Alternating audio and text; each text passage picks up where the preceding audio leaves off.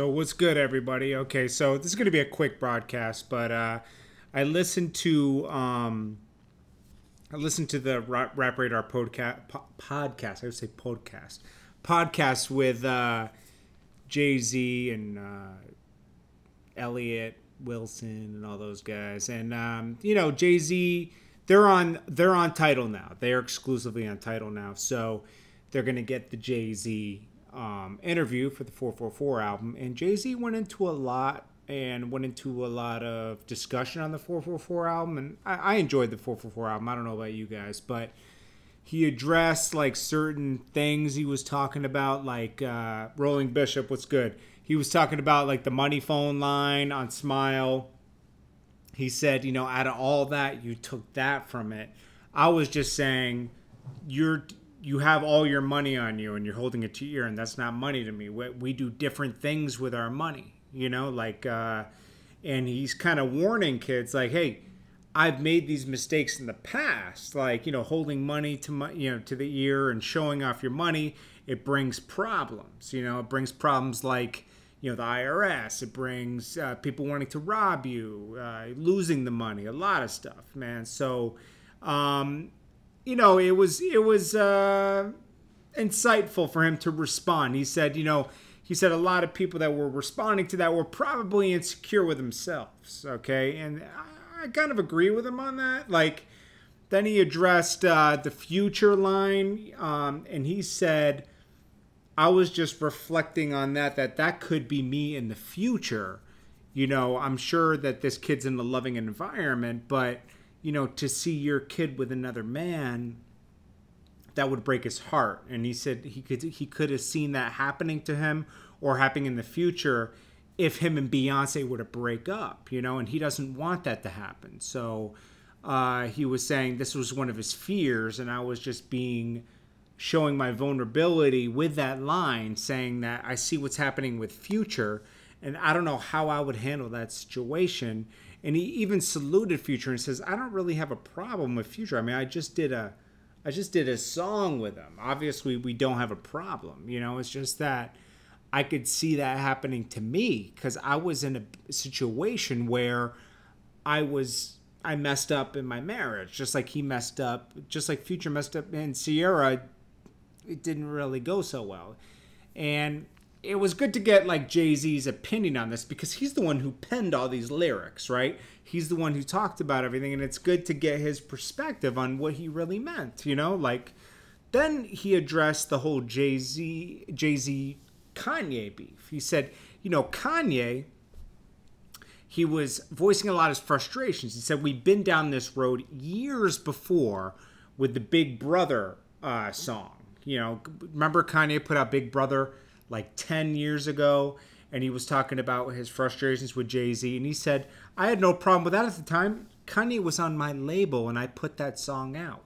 We got through that. Mike Powell was good. Rolling Bishop, Respect the Shooter, everybody was good. And basically he's saying, but the part where, and this time where he crossed the line is he brought my family into it. And my kids don't need to be brought into this just like his kids don't.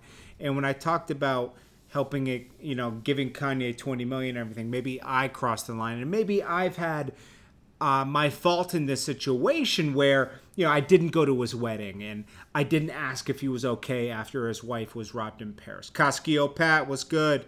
But, he admitted his fault, but he also said that, hey, he crossed the line, and I'm sure we can get past that one day, but right now it's a problem. And he also said Kanye was soft for dissing him because he emotionally felt that way. Like, I didn't do anything to him. It was really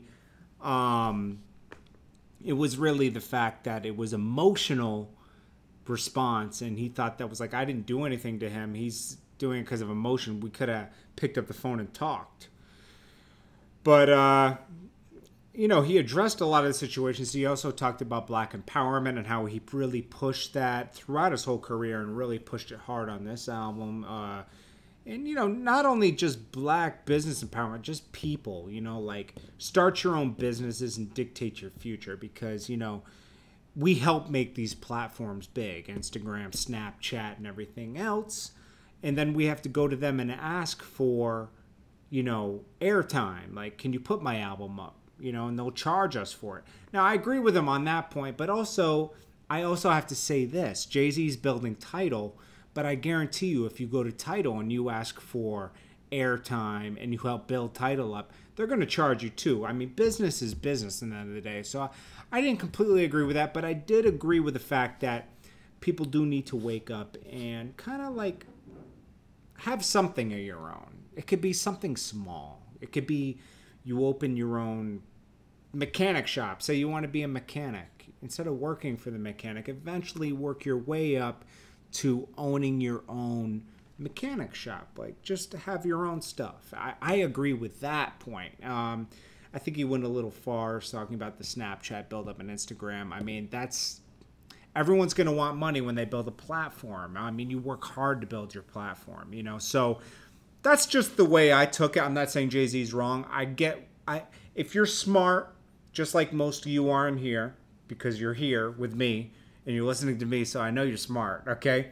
You can read between the lines and you can say that this is what he really means by that. And I see it. And he brought the Brooklyn Nets. He talked about bringing the Brooklyn Nets to Brooklyn and how he didn't really get paid for that, but he did it for Brooklyn. But he gets accused of not doing a good deal or something. It's like, he can't win. And a lot of stars can't win. You can never win when you're in the spotlight. People nitpick at what you're doing, It's true. Where's Rec? Rec's good, bro. He's doing his music, Jason Campbell. He's really focused on music. It doesn't want to really be branded just, he wants to really focus on his music right now and not report the news all the time. And I respect that. And I support Rec.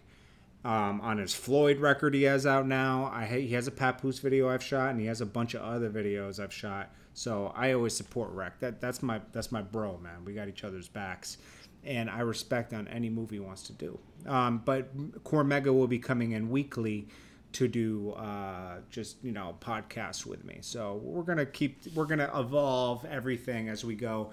I'm gonna start reporting on YouTube drama as well.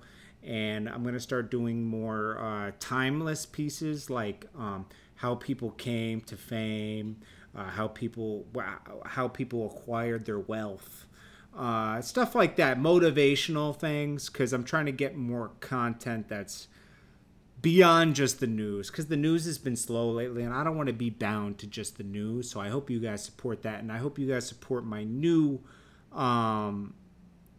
store that drops tomorrow or Sunday. I know I've taken a while, but I didn't want to rush my rollout for this because I didn't want to release a half-ass store for you guys. But it's called Tower 82. I showed you I got a mini drone on there. I got backup for your iPhone. I got all these products that I've tested myself. The tower82.com will be up this weekend for sure. I'm almost done building it. I worked very hard on it today. And I'm getting happier to where the build out is. So that'll be good. Meek Mill came out of jail. We heard DC all day. We already know the KKK is not cool.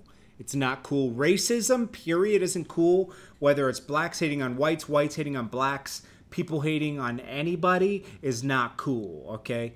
None of that shit is cool. Those statues are starting to come down, the racist statues. I've seen that more and more, which means that people are being heard out here. I don't believe in erasing certain parts of history, but I do believe in not making people feel uncomfortable. Like, if you have really racist statues in your city, they need to come down, okay? Confederate flags, they need to come down, okay? Nobody should feel uncomfortable, okay? The Confederate War... I'm sure all of you guys learned this in high school. It was to divide the nation. That was a negative war. And thank God the North won and ended slavery. Now, I'm not saying racism was over at that point, but slavery was over at that point. And we moved forward. Then we got the Martin Luther Kings, the Malcolm X's and everything that push things forward, and we're still doing that today. We're still pushing things forward, but now we're going to unite as a people. I don't think you guys have noticed, but a lot of white people, black people, Chinese people are coming together and protesting these statues, protesting for what's right. Our president obviously is not speaking properly about all this stuff that's going on, and he needs to change his rhetoric. You know, like he needs to change what he's talking about, because he's making it sound like it's okay, and it's not. Okay, these hateful groups is not okay. I'm not okay with it. Nobody I know is okay with it. My parents aren't okay with it. All my friends aren't okay with it. Me and Emrek talk about this. Cormega and I talked about this last night. And I know Trump's probably not going to change, you know, and it's disappointing, honestly, that I would have thought that he would have came out over the weekend and really spoke against that. And I know we're all heard about that, you know, like, you know, the guy said questionable things, but to not speak out against a hate group, that's terrorists. They're most terrorists, they'll tell you anywhere. Terrorism mostly comes from within the United States. I mean, that's just a fact, man. You know, Mike Pell says he's from Mississippi. I've driven through Mississippi, and I'm not even black, and I was scared in Mississippi, okay?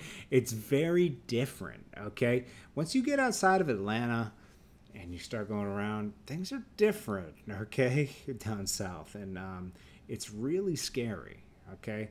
And I didn't have to experience that in New York, okay? But down south, things are different. You know, I know I'm white, you know, I'm not black, but if I was black, I would feel really uncomfortable in certain territories. So I salute to all you guys that are in those areas and endure that stuff and get through it. Salute to you. Salute to you, and keep pushing forward. And, you know, one day, we probably won't live to see that day, but we're all going to be the same color because we're all going to mix. I don't believe in just black love, white love. I believe in just people just loving each other. That's just what I believe in. I mean, that's just me. You guys can believe what you want. I just like everybody just judging people on character. Me and Cormega talked about this last night live here on the show. I mean, that's what me and Cormega have always thought, and we're like-minded in that way. Now, racism exists.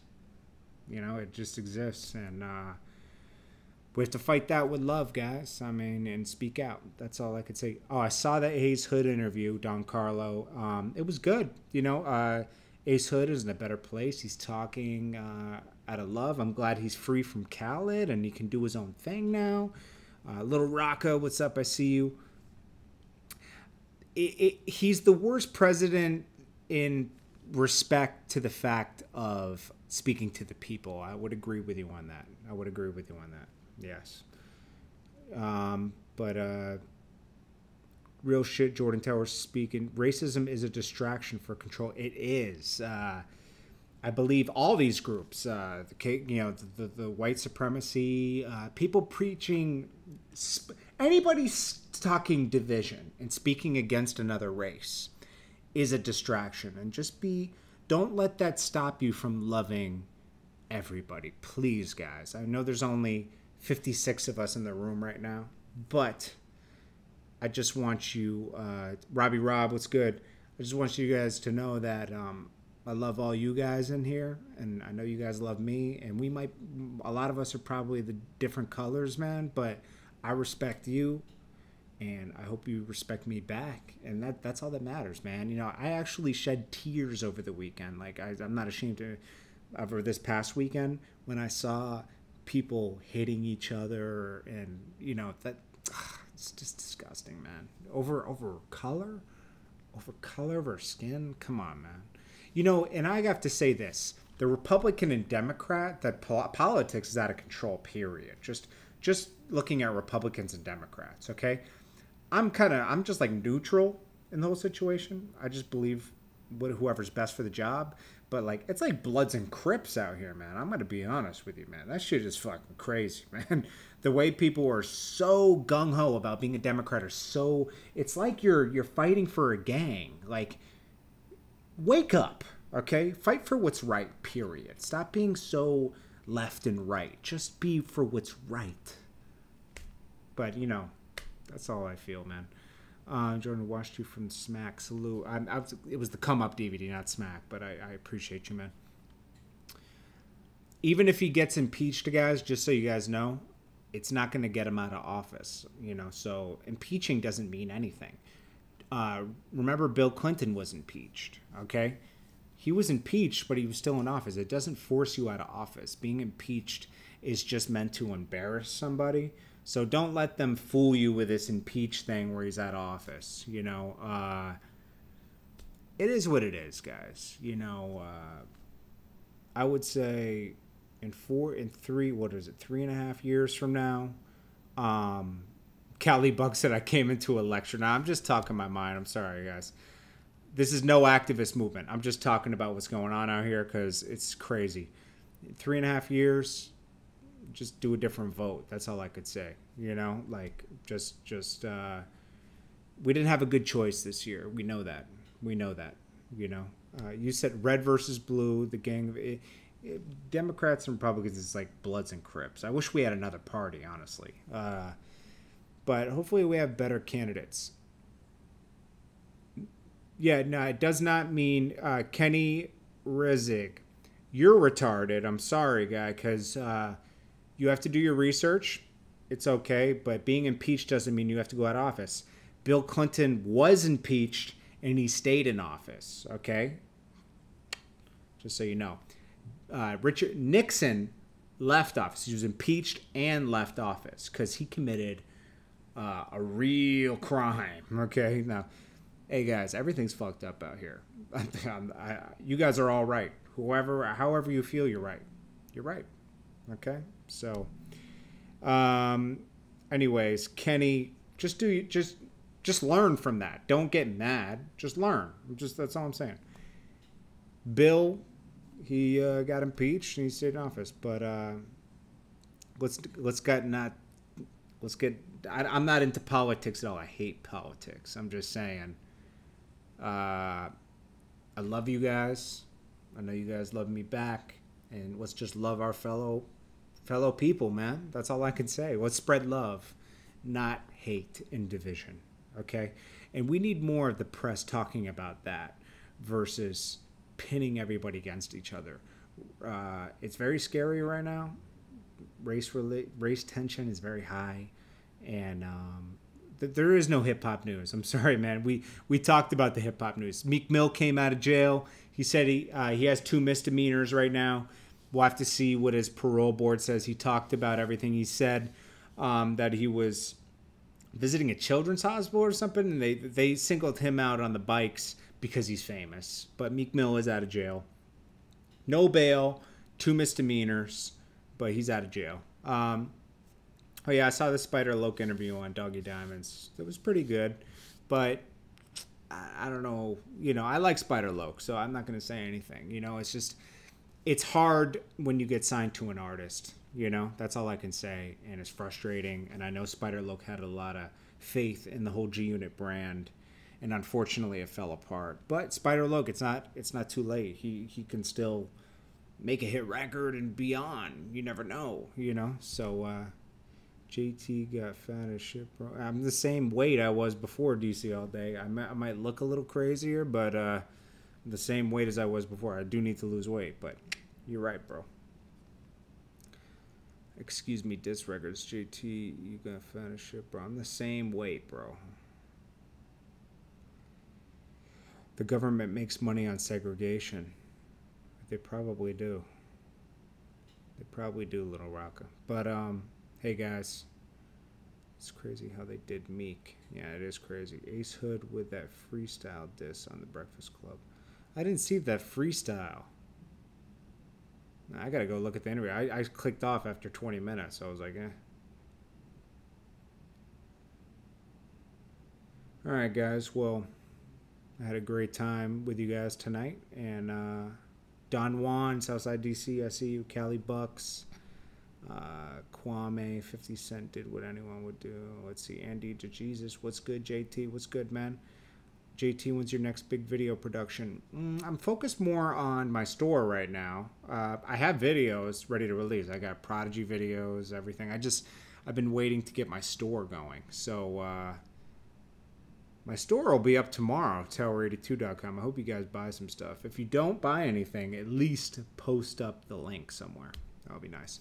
But yeah, I'll check you guys tomorrow. I'm going to go live tomorrow because I'm not going to be going to see my girlfriend this weekend. So I'll be around. And I appreciate you guys. I'll go live and chill with you guys tomorrow. It's not a big deal. We'll have fun tomorrow. If you guys are around, I'll be around.